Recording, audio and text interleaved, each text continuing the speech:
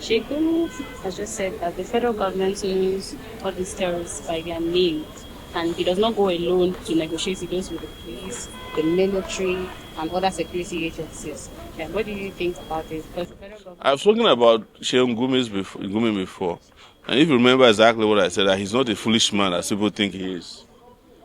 He's actually a smart person. He might be smart for different reasons, and he might be egregious in his ways.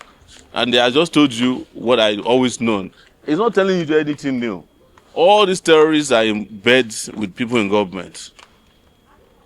Whenever there is mass kidnapping, why do you think that government is able to hear from the terrorists? Because they have their phone numbers. If they call one side, the one in Naija, those ones will give them the telephone number of the one in Katsina. They say, no, it's not us, so it's our friends in Katsina that did it. That's how they know Gumi is not lying. There's no major terrorist and there's no major criminal in Nigeria that is not known to security agencies. But you even find kidnappers doing MCs at the children naming ceremony of police commissioners in Nigeria. They know themselves. They help themselves. I once told you last year that there's a guy who is into fraud that was given an office at the Nigerian Police Headquarters, one Jesha. So how he's not lying. They know all the terrorists. If they want to wipe out the terrorists today, they know where to get them and wipe them out. They know it. I'm not in government, and I'm not any of the security agencies, but I also know that government knows these terrorists. In fact, so many of the terrorists, they call up people in government when they are bored. They say, what's happening now? We haven't been allowing us to operate. We want you to leave some areas for us. So it's very true. He's not lying. And that is why we always say that government in this country is a crime. People in government, yes. So, What the is US... the reaction to the Nigerian spokesperson that trying to defend himself? He's trying to defend the government that has already rubbished before the international team. We are talking about Bwala. So my own position is different from everybody. Everybody is talking about Bwala as if it is possible to defend Tinubu. It's not possible. Bwala is just trying, and you see, it doesn't have to even be with the Al Jazeera guy. But the other thing that surprises me is that, are you expecting Bwala to be successful? All of you are asking us, so if Bwala had been able to present the case very well, would you give him a Nobel Prize? So everybody's making it sound like, oh, he failed.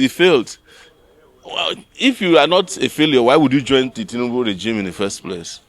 All of them are in the same WhatsApp group. So you don't want Bwala to fail? That's what surprised me about some opposition people.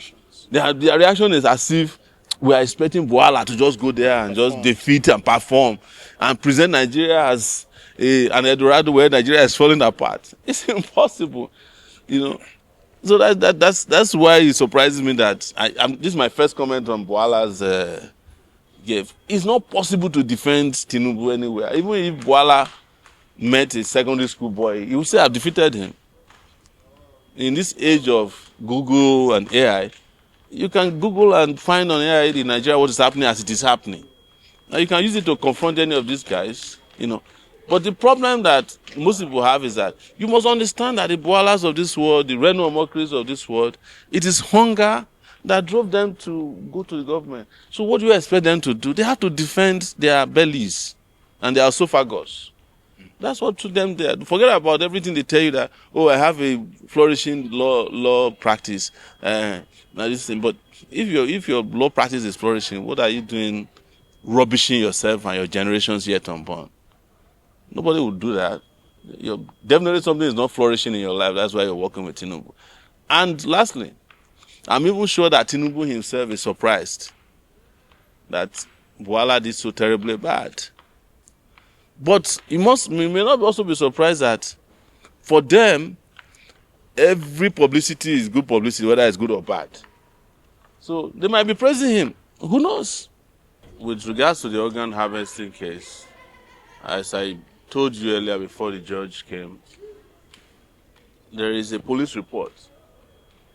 The Nigeria Police Inspector General's office actually instituted a panel to uncover what was going on after the uproar stemming from the publications on, I think, Gist Lover, one of the online blogs.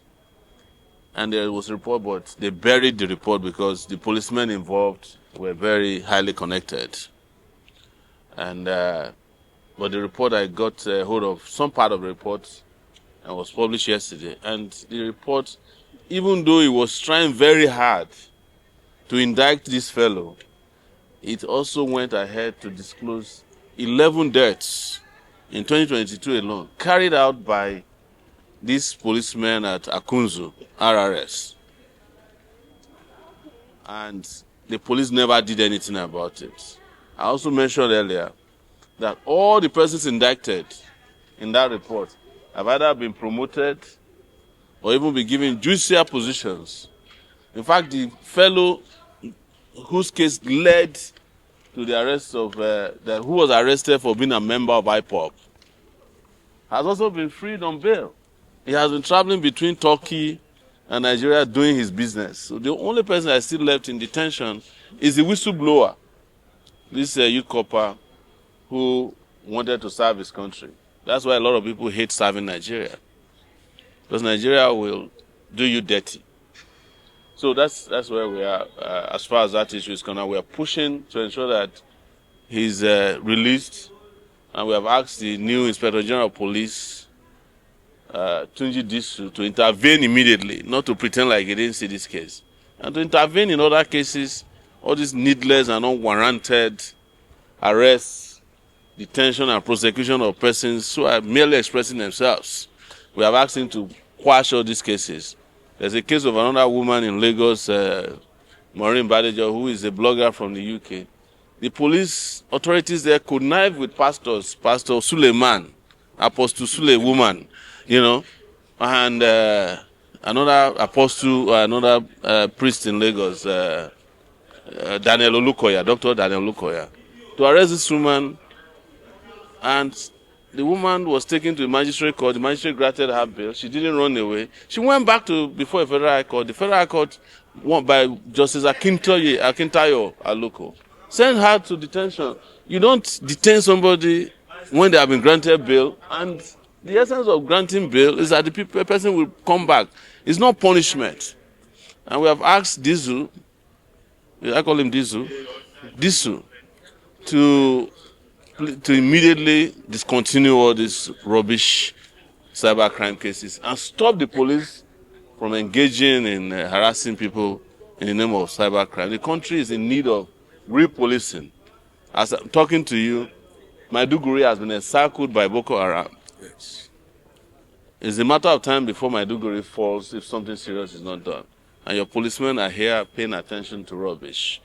You all are aware, when I said it last time, that a lot of states are going to be besieged by terrorists and bandits. Terrorists is what we know them as, but when they call them bandits, just to make you feel a little better. But they do the same thing. Now, these bandits have reached Ondo State. They have reached Edo State. They have almost taken over Northern Kwara. They have reached Kogi State. The biggest terrorist camps in the country are very close to here, Suleja. And also, another huge one is in, what's this place called? Bajana. In Kogi State. So even Abuja, all of you who are walking around thinking that you have security, Abuja is not safe. Because if the chips are down, the rich people will just use their own personal security to escape. They will leave the ordinary people to suffer their own fate. It is happening, and that's why police must be serious work at this time. Anybody who is in the police force, who is going after people who kill chicken, somebody's collected somebody's wife or girlfriend, is rubbish policing, and all those people should be fished and pushed out of the police force. And I'm using the opportunity to also talk to the guy who is in charge of the legal department in the police, one AIG now, who I have spoken to personally to discontinue these trials. But I heard that because he's a pastor himself, He wants to help his fellow pastors to prosecute people. And I'm wondering, what are all these pastors? Why do they believe in God if God cannot fight for them? Why? Throughout the reign of Satan, and Satan is still reigning, Satan has never used the police to arrest anybody. Satan don't even trust Nigeria police. Why would you be using police, which is even by biblical standard, Nigeria police is a satanic agency. I'm not saying it just for the sake of saying it, but if you know what policemen do, even God, when God sees what Nigeria police does to his own creation, God himself shakes in his boots. How can pastors then go near such an agency to help them fight ordinary people? The pastor should be fighting the police to reform and sanitize the police. But pastors are deploying police to fight innocent people. That tells you the state of religion in this country as well. Most of these religious leaders, I'm not sorry to say it, they don't believe in God. They are just using God to make money. God is a hustle for them. Otherwise, how can you believe in God and you go and ask police to help you arrest somebody? Instead of you to just ask God to arrest the person. And there's nothing God cannot do. What God cannot do does not exist. Is that not what they say? So why don't they trust God to fight their battles and they go to police, a godless organization, to go and carry out this fight for them? Yes.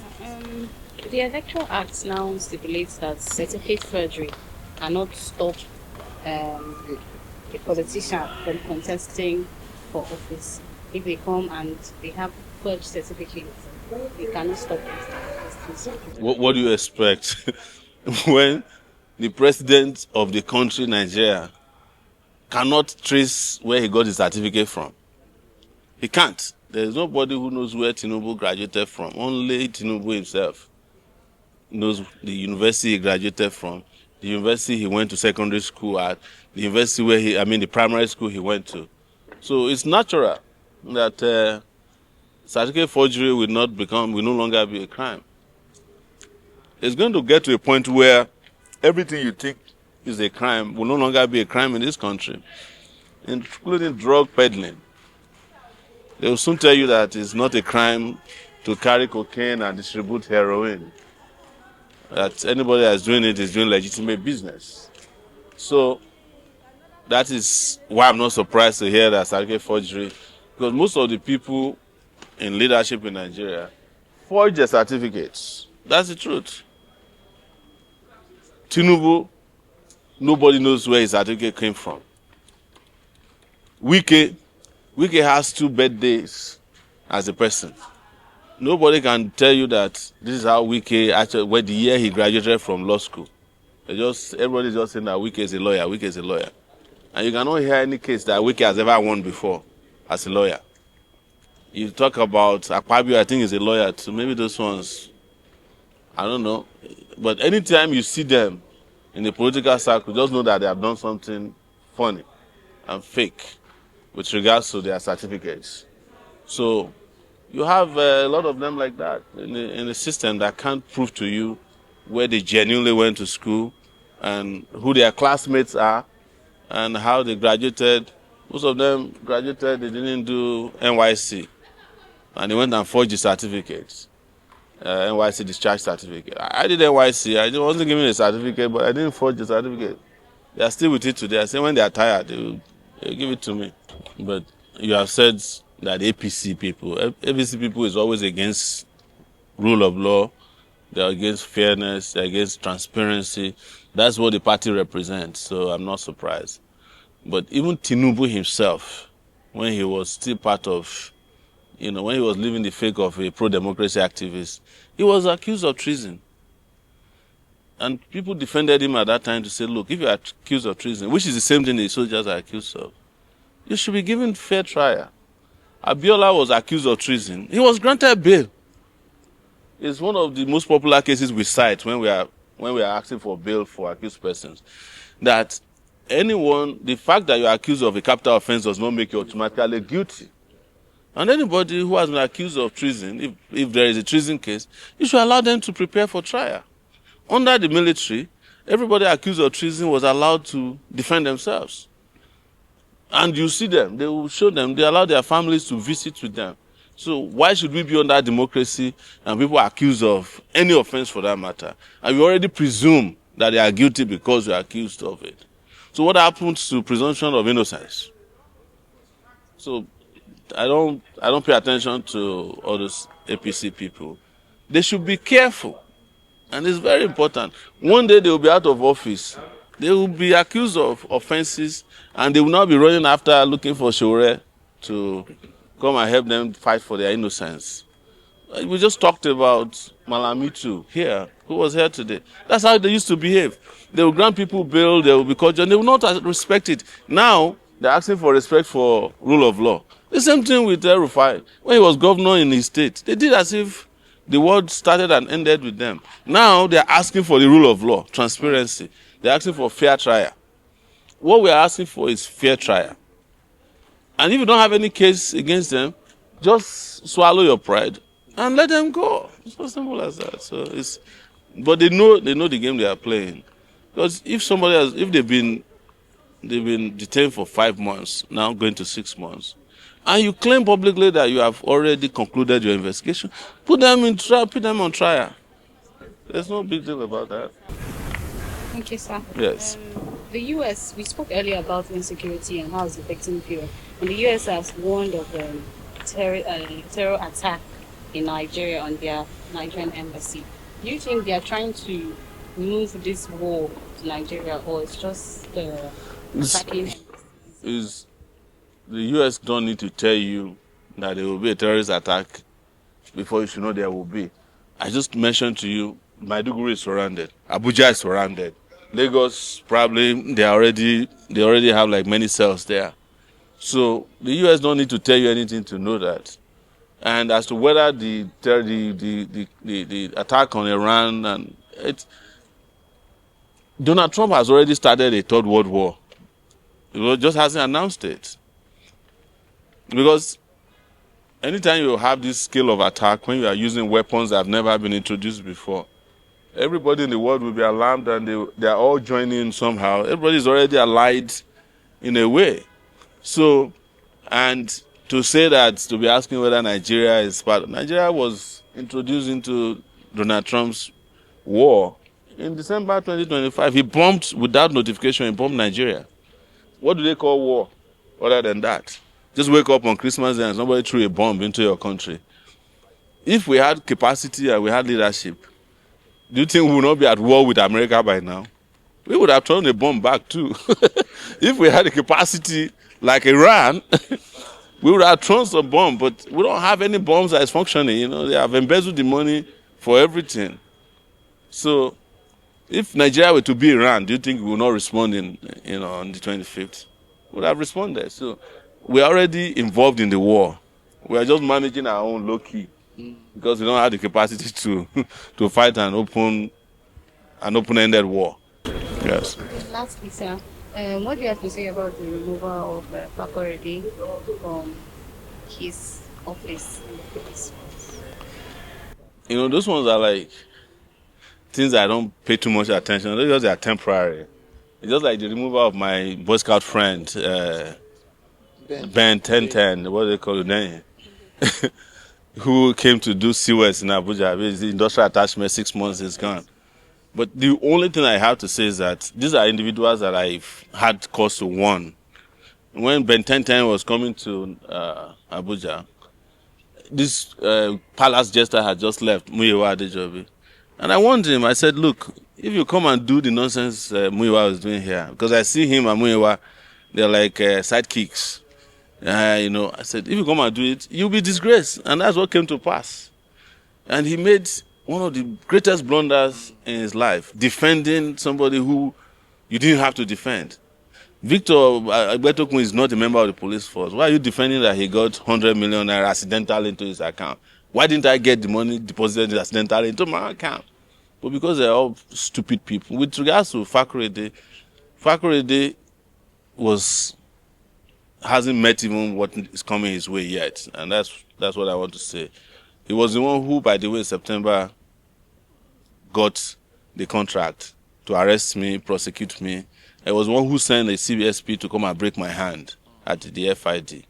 And I remember when we were doing the interrogation, I said, Fakorede, I know you very well because I know that you went and took this contract. You went to meet the IG that I can handle Sowore. So this is the last job you will do before you will go down. And, he's a very pompous guy because he's also a lawyer. He's a guy that's been in this impunity for a long time. He has done SARS before. They've killed people and gotten away with it, He used to be in Port Harcourt defending Amechi versus... So he's very, very well versed in impunity. And his reply was that there's nothing. He said, you don't know me. I will show you who I am. I said, no problem. So by the time we were done with that case, he knew that it was a different situation. But of course, this guy was still there, Egwetokun. So it was same Fakorede that then went and applied to get all my bank accounts, if you guys remember, so that he can use it to blackmail me. I told him again, Fakorede, this is going to be your last assignment. He refused to listen. When he went and arrested the Tracy Nita, I called him. I said, Fakorede, release this woman now. I went there. I saw him personally. Fakorede, I kept warning you. Stop being an asshole. Of course, he said, no, nothing will happen because it's like he takes contracts to do dirty jobs. And I reminded him again. I said, I have told you there will be an end to this. The first phase of his end has come because he's no longer in the IGP. But we are monitoring to ensure his next posting. You can't trust the police. They might even take him to a better place where he can do a better dirty job because they're always looking for people who can do dirty jobs. So we'll wait until he gets his next posting. And privately, I sent me a message that I should look out for his next posting. If it is not traffic, we have a problem with it. If it's not controlling traffic in Abuja, just so that you know, Fakorede, if your next posting is not about controlling traffic in Abuja, we will have a problem with you. But I would advise, if I were to be you, it's time to retire from the police and wait for comeuppance, because one day you have to answer for your crimes. That's all I can say. Just before you go, 2027 is around the corner. What Nigeria is expecting the political space is not different from the security space. It's not different from the economic space. You see that typically when elections are less than a year away, Nigerians are excited. But nobody's talking about elections because nobody's expecting much. People are, and you saw that during the FCT elections. People didn't go out to vote. Elections are practically less than 8 months away. It's next January, and this is March. 16. Yes. 16 of January. Yes. And nobody is talking about elections. Nobody's talking about... but we hope that Nigerians can also use this as an opportunity to take decisive action against the political class. When I say political class, you know what I mean. Before you say that Sowore is a politician, no, I'm not in a political class of the politicians that, I am a political activist who wants the country to change in a revolutionary way. So, but I just hope that Nigerians can join hands and just disgrace all these people out of the system. But in the midst of it, there's insecurity that we've probably never seen in a long time. There's massive economic problems. People can't feed, can't send their children to school. People can't take care of themselves health-wise. Everything has fallen apart. And on top of that, I don't know what's wrong with Nigeria. This is a time that there is crisis, but you don't even see the president of the country. Everybody knows, you can't tell where the president is. Because as I usually say, and it's not usually, it's the truth, all of them are sick, particularly the president. They're sick. But instead of them to admit that, look, there's nothing wrong with being sick. Even as younger people, when we have malaria, we can't function. If you are sick, just let the country, you can't tie the country down to your health. Nigeria has gone that for too long. We had Yaradua, we had Buhari, We've had Babangida, who was governing the country with one leg in those days. But like I said, it's not mockery. There's nothing wrong with being sick, but there's something wrong with being sick and holding your country to ransom with your own personal sickness. So that's what I'll tell you. But politically, you will hear from us, but not in the way that you are used to. Thank you very much. Now.